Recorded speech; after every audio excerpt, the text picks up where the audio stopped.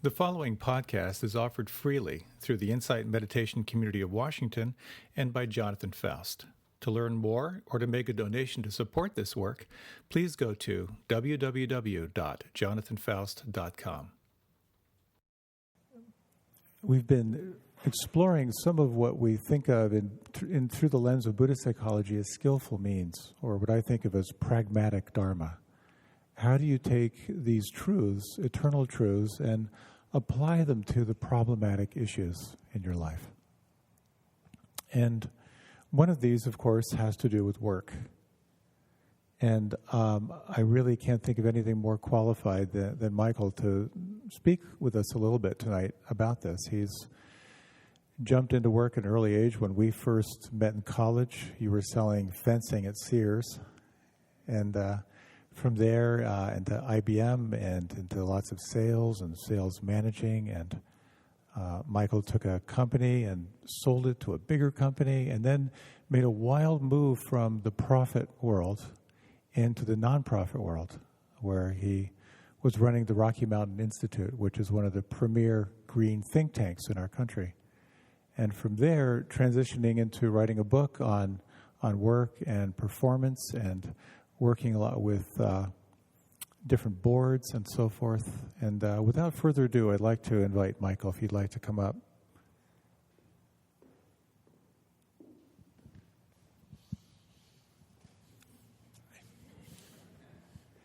So, work-life balance. You've obviously worked your whole life, but you've also managed a lot of people who work.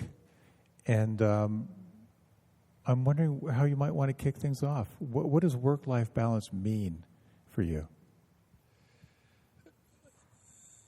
So I'd say that most people think of work-life balance as if the way to achieve balance is to restrict your work so that your life can catch up. And to me, I think I like to flip that and say you shoot for getting more life in your work. You shift your work so there's more life in it. And especially at Rocky Mountain Institute, and I think that people who love their work tend to find life in it and to follow life. And at Rocky Mountain Institute, what we did is we were helping speed the shift to a clean energy economy, to reduce the use of fossil fuels. And to do that, we would help things become more efficient, and we'd help speed up the shift to renewable technologies, et cetera. And very often we would work with people who had gained a lot of mastery in their own field, and they could get their job done. And then when they worked with us, they would take on this other dimension of significance to say, hey, I've always built houses, but now I'm going to build houses that are twice as efficient. Or I've always built cars, and now I'm going to build a car that runs on electricity. And that ability to kind of bring more meaning into their work added life. I almost always, I'd get comments about my family life is better, my relationships are better. So it wasn't a matter of restricting work, but actually pumping more life into it. So it's about finding life in work. Right. And what's alive in your work. What's alive in your work. So what that can mean, when you look again through like Buddhist psychology, it's not necessarily what's happening, it's how you're holding it. Right. So you can work on your attitude. Yeah. In relationship to work. What if your work just sucks? Yeah. Well, one thing I found is that, and now, as you mentioned, I work most with teams of for-profit and nonprofit, and I'm on some boards, and my passion now is helping teams kind of find their destiny. And I'm building a philosophy that basically the suck factor is a lot more similar in the best job and the worst job than people think. I mean, if you feel like your job sucks, I should find a better term for that, by the way, but if you feel that way, then quite often it's not only about changing your attitude, but what are you focusing on, and how are you tuning in with it? And almost always, if I work with a team or a person that makes a big shift, they make a shift where they are because there was something there. I mean, whatever you do has some connection to the goodness that's inherent in you that you can bring to the world. Something there. And by the way, it's still possible to change jobs, but people overestimate that. I think usually whatever those threads are that lead you to your real expression in work, they're already there. And it's really a matter of waking up. Some of the best coaching I ever got, what I found is I was in a really, really stressful job, and I actually had hired a coach, who'd done a lot of executive coaching. Right. Who I thought was what a great person to complain to, And so and that became sort of my format for our relationship was I was sort of listing the things that weren't working. And then one day he just looked at me and said, if you're not waking up excited about going to work, you should look for another job. This job isn't for you. And there was something about that was so straight. And it forced me into taking ownership for the attitude that I had. Right. And I actually did something I didn't think that was possible. I actually started getting excited about my job again. Right. And that was a useful intervention, obviously. Absolutely. Absolutely. Well, and now, you do some really innovative work here. With a group like this, but also publishing your talks, also these videos you do. Has everybody seen the videos where you breathe with the video? It's cool stuff. So where does that come from? How does that come to you? Well, in terms of work, not to get too personal, but I think part of the shift for me in my relationship with work was asking myself what I really loved. Right. And there was sort of a transition to that was challenging because there was work that I knew I could do, but I wasn't fully enjoying. Right. And then finally, something in me just said, I'm going to do what I think I do best and see if I can survive. Yeah. And then you did it. I think I'm doing it. And so to me, the real furnace is in the action, is in really doing something and then seeing how you feel about it. It's so easy to overthink this. And it's so easy to think, I would be really engaged in my work if I only did this or, whatever. Truth is, if you take action now, you're going to learn something. Jonathan mentioned that I'm writing a book, and it's on the intersection of purpose and performance in work. And it explores the question, how does it make your work different if you really care about it? And also, how does it change something that you really care about if you make it your work? And by the way, work isn't necessarily a job. Work is what you do to make the world different. Now, it might be your job, but to me, your work is something you own. No one can give it to you and no one can take it away. Your job is something that somebody else defines often, and someone else may pay you for it, and you've got to meet those requirements, perhaps, but they can't define your work. So I notice sometimes when I know a janitor who has his own way of doing his work. He has his own pride about it, and he has his own way of interacting with the kids, and he has his own way, and this is his work. And he happens to be a janitor, but it's awesome. And I think you can overthink it. If you act, it happens through you. The chairman of Rocky Mountain Institute is a guy named Tom Dinwiddie. He's a very close friend, and I interviewed him. He's one of my first interviews for my book. completely blew me away. And this is a guy who, the only big company he worked for was one that he founded. And the way that solar panels are installed in commercial buildings is done completely differently because of his innovations, his personal innovations. And he's got, I'm not exactly sure, he's got an engineering master's from MIT and a master's in architecture from Stanford. He's got every intellectual credential you would want, and he's certainly fine-tuned all of his rational, reasoning, intelligent tools.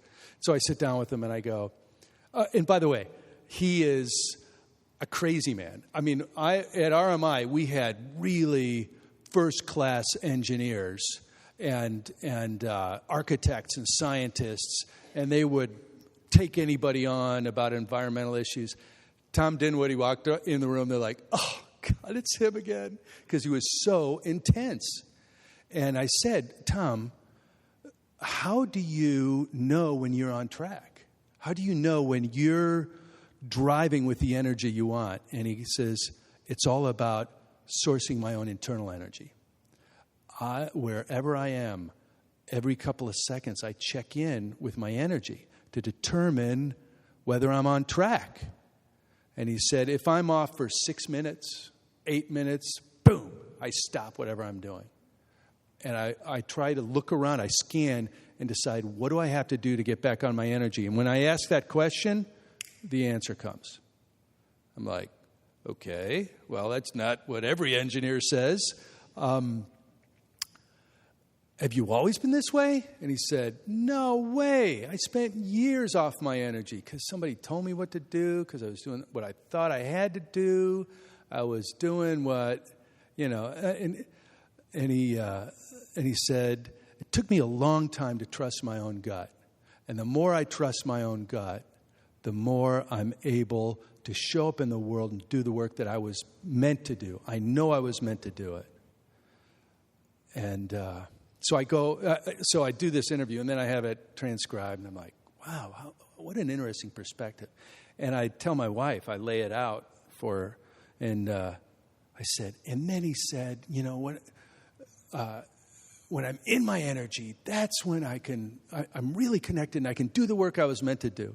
And she goes, well, of course, he's in his energy. He has $100 million. If I had $100 million, I'd be in my energy. And I said, yeah. And then I thought, I don't know, though. Is he in his energy because he has $100 million, or does he have $100 million because he's in his energy? Anyway. But so that really leads to the possibility of taking on your work as a spiritual practice. Absolutely. Where your work actually becomes a mirror, where the obstacles become opportunities for growth or for insight. When you think about it, if you do a meditation practice, part of the beauty of meditation is the intention that I'm putting this time aside in order to be a more integrated human being. I mean, the technique is good, and the experience is good, and the change to your nervous system, but a big part of it is just the intention that I'm putting this time aside. And what if you did that about your work? And I'll tell you, I'm convinced that people could do it way more than they do. So with this book research project, I would sit down with interview subjects, and I would say, here's a scale. There are 3 S's: your success, your security, and your significance. And I'd say, okay, your success, I'd like it to know a number from 1 to 10 of how you feel about your success. I mean, 10 is, and people go through cycles in their career, but 10 is everything I do has impact. And I feel like I'm in the right place at the right time, and I've kind of tuned myself to, boom, things happen. And the security thing is more about, you know what, I pay my bills, my relationships are okay, my health is good, I take care of myself, I take care of things, I'm prudent, I'm smart, I pay attention. So that's the security part. And then significance. What would you think I mean by significance? That it has meaning to me. Right. That I feel an internal alignment with the work that I'm doing. Right. And it involves something bigger. Yeah, connected to something bigger. But what I love about what you said is it's not what somebody else thinks is bigger. It's what you're drawn to. So how would you rank yourself? So now, so right this moment, I'm about a 6 to 7 success. You know, things are really in this new thing. Things are starting to really go. But you know, I've had other periods where, you know, it's like do this, you know, and things happen. So we're getting there. And security is probably a 4 because you know, I'm not cash flowing right now. And significance, though, is about an 8. I'd say 8 or 9.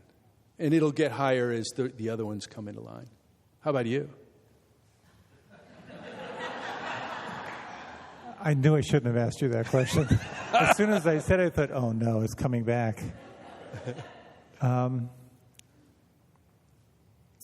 Success? Yeah, success. Wow. 1 to 10. 1 is, I can't even get out of bed. 10 is, just look, every time I turn my head, something great happens. It's such a direct challenge to my training, which is about, you know, release the fruit of your actions, release the fruit of your actions. So, and there's something profoundly humbling, I must say, about being married to Tara Brock. Oh, yeah, no kidding. Yeah. Yeah. Success for me or compared to Tara? It's just so funny. There's no room for ego inflation in my world, you know. But I do feel that I'm in a flow in many ways. I feel like I'm, you know, that's very gratifying. Yeah. So so I would say success, 8. Yeah, significance, I'm doing what I love. I just cannot believe how blessed I am. So I'd say an 8. Yeah. I think that with this, you know, my joke always whenever people who I haven't talked to in a long time, I moved down to D.C. 10 years ago. Whenever people would say, so how's your business? I would always say, well, I'm in the suffering business. I live in Washington, D.C. What do you think? It's booming. So the suffering business, that's my job, that's my métier. And security is surprisingly pretty good. Because so much of what I do is offered freely, and I feel blessed to be supported in what I'm doing. So, and you're healthy, and your life feels in balance. Yeah. So that's good. And frankly, I think you're a hard grader. To me, by the way, the rule of that little game is nobody sets your standard. You decide what your 10 is. Nobody else. But so you know what might be fun, because we do reflections. Why don't we do a little reflection, if you like? Good. If you like, you can close your eyes. A little Zen pop quiz here.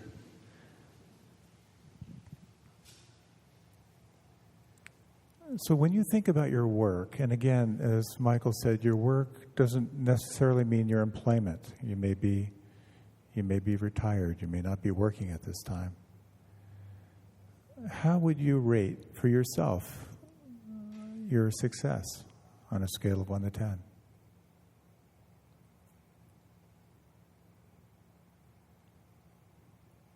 Where would you place yourself in the inquiry around significance?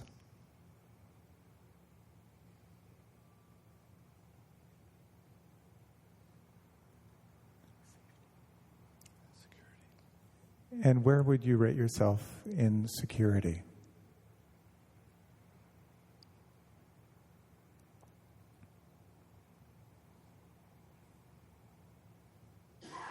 And when you reflect on your work,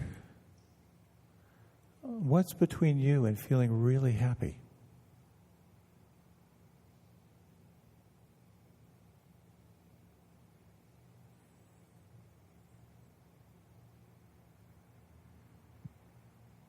So when you're ready, you can open your eyes.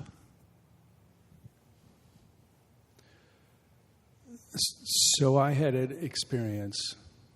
Well, before I get into that, I mean, if you think about it, you get to pick significance, what that means.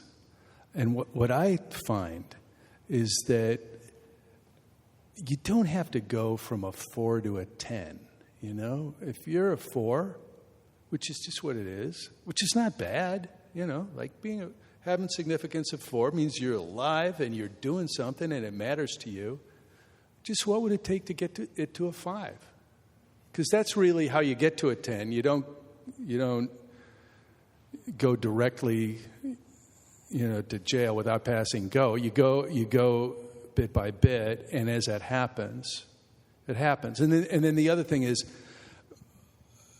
I really do believe every now and then about 1 out of 20 interviews would be at a triple 10. You know, they'd say, I'm 10 for success, I'm 10 for security, I'm 10 for significance. And there was a beauty to claiming that. And by the way, I never had anybody say it where it was bull. You know, anybody who said it, there was a sense of gratitude and destiny, in a sense that, wow, I can't believe I get to be here. But that question of what does it take to get there? And the beauty of the significance is that it's where you are now. I mean, you may decide to make a change or whatever, but the thread of that significance is in your life. It's showing up right now. So that's where you look. And you can overthink this. You can say, I got to go do something else and start over completely new and all that. And you might. But usually that's not where the answer is. And there's a very interesting phenomena that for many people, when they receive news of terminal illness, right, they often don't make any changes in their life. Right. That they do exactly what they did with a completely different internal space around it. Exactly. Yeah. So what do you suggest? I mean, maybe to continue on that theme, for those people who find themselves not happy in their work, where does one begin to sense, well, what is my real work? Right.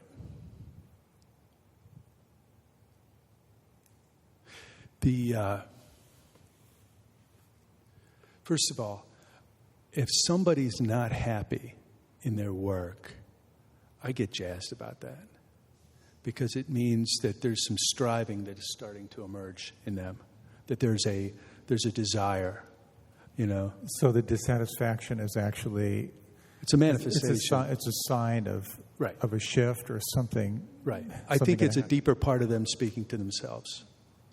And then, as a friend, it's my job to help them turn that into a resource for them, and to hopefully help them not fall into the pit, which is totally understandable. But my life sucks. Not only does my job suck, but my life sucks, and by implication, I suck, which of course turns the world into one big ball of like badness. And usually it's not obviously it's not the world, but that's where friends come in handy, you know. But first of all, I would say to see the dissatisfaction as a resource and see that can be shaped. It's an energy, and that can be shaped. But the one thing I keep coming back to is don't bloom where you are. Don't imagine another world. Be where you are, because the threads of where you're going are where you are. So here's an example for me. So this is a good example. It's an opposite example. I was at Triple Tens. I was CEO of Rocky Mountain Institute. I felt very secure. I loved the board and the staff. They had a fantastic team. They still have a fantastic team.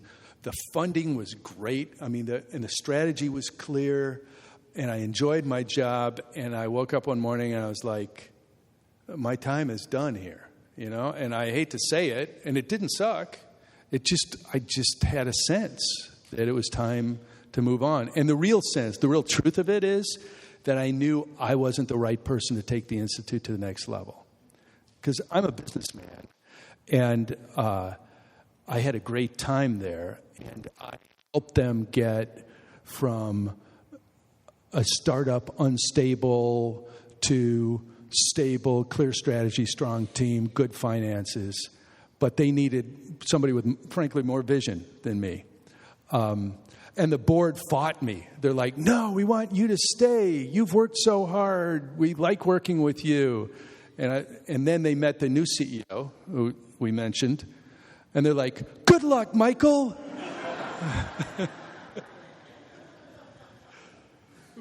But that was a case where I didn't know what I was going to do next, but I just knew. And now I'm kind of in the transition. And it's a little scary because, my identity's caught up in my work, and I feel a lot better when I know what I'm doing. But it feels right.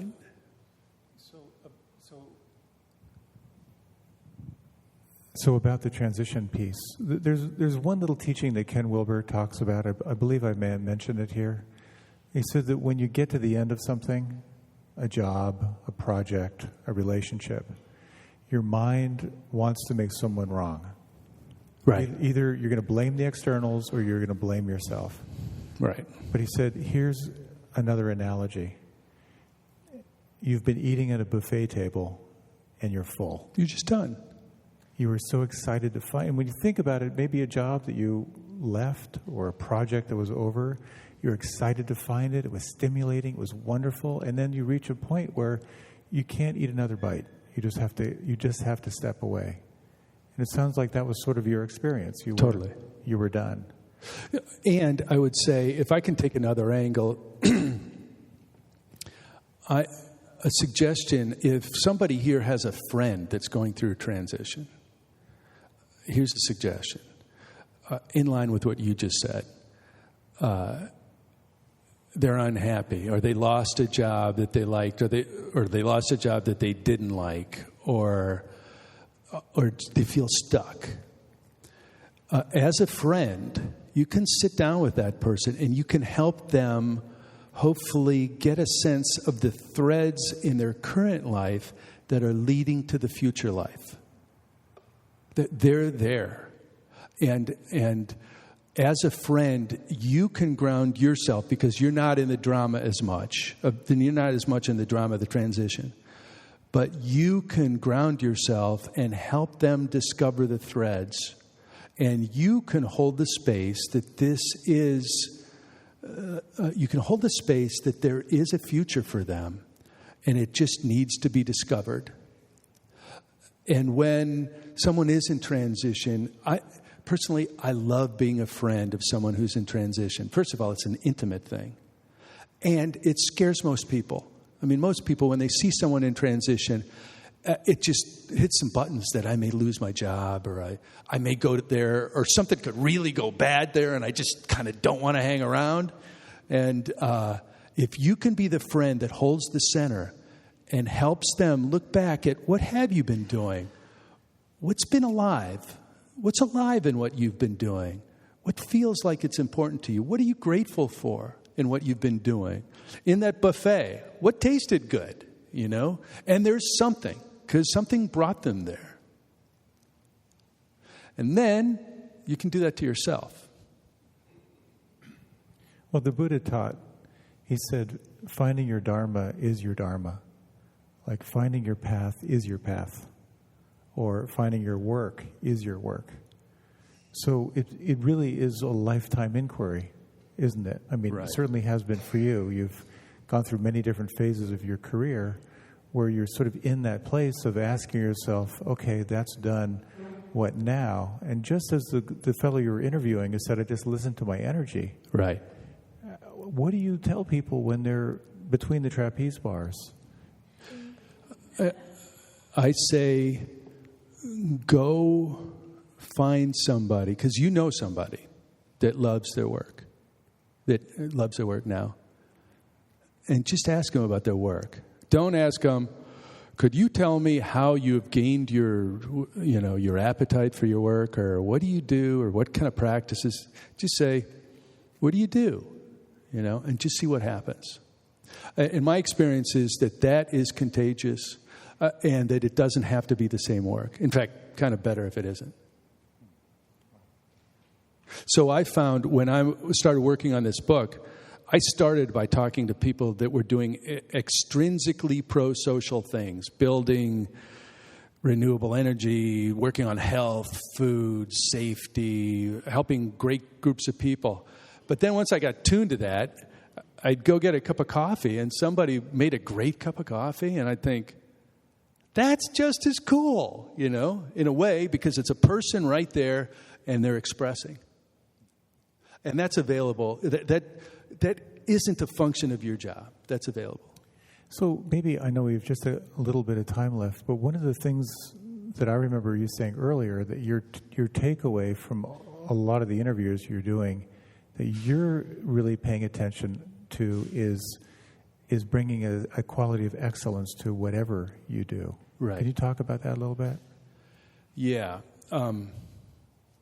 First of all, one thing that came through that was a complete surprise to me was the sense of destiny that people have when they're engaged with their work. And it's not like I deserve to be emperor of the universe, but it more was, this work is given to me.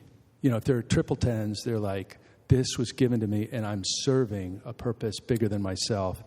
And I'll tell you, my belief system has changed. I do believe people, there is a future calling us. There's a future of what we can do in the world, and it's calling us forward. And the excellence to me is when you get really good at something, it's the world living itself through you. The excellence moves beyond your personality and even your skills. And when I see people that are masterful, there's a humility to them. And I hope for that. I pray for that.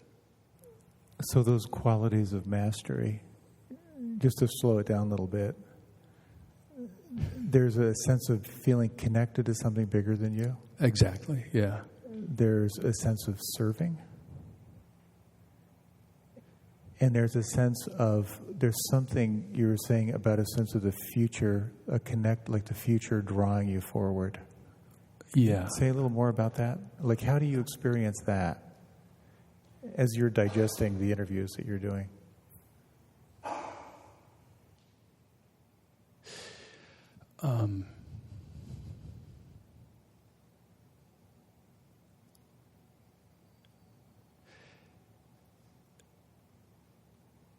I think there are three things we get to do in life. We get to love people, and we get to understand things, and we get to work. And work is sacred if you connect with it in that way. And for me, the people for whom work is a real passion, there's a grace to it and a seriousness that's not proud.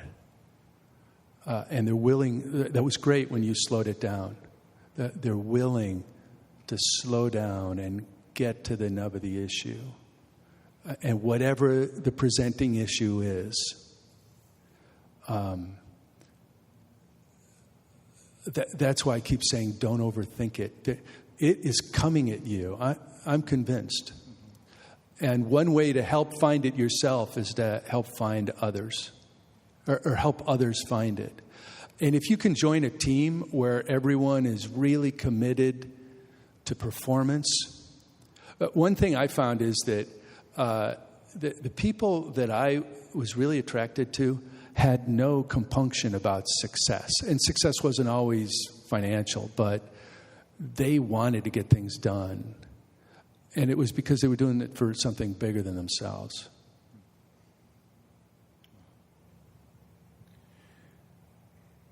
That's great. Thank you. Hey, thank you. Yeah. That might be a perfect little segue to maybe a short meditation and then some announcements.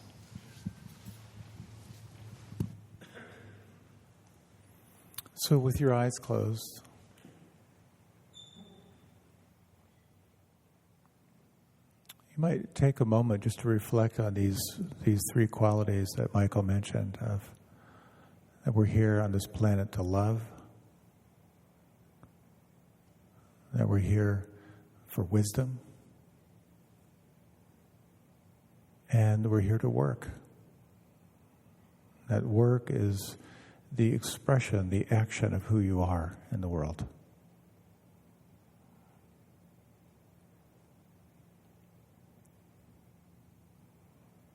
And you might, in these final moments, just sense what it is that connects you with something larger than who you are.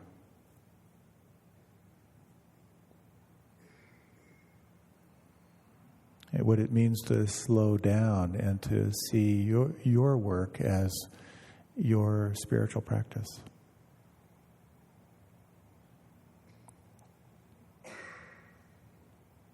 And the sense of, just for a moment, those who benefit from your work, and to offer that freely.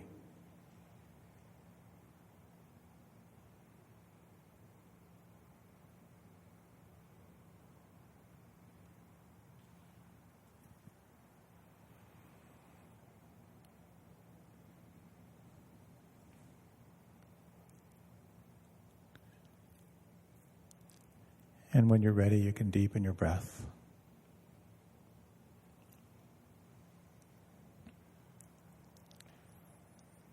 And when you're ready, you can open your eyes.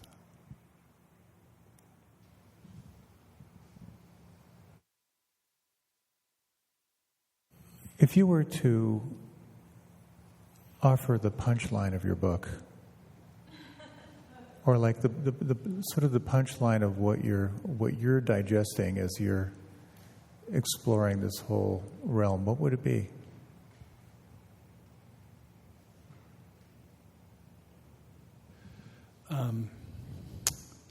Yeah, it would be that, well, first of all, everybody here, I mean, you're here, which is a sign, it's a decision you made tonight. There are plenty of other things you could do. You're here because of how you want to be in the world. And when people make the significance of their work something that's important to them, that they're intentional about, it takes that third sphere of their life and it makes it an expression of their best selves. And I just want to thank you for doing this work. Thank you. Thank you. Thank you for joining us.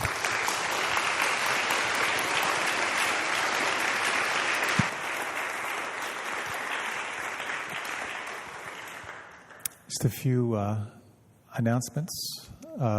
First of all, no cookies.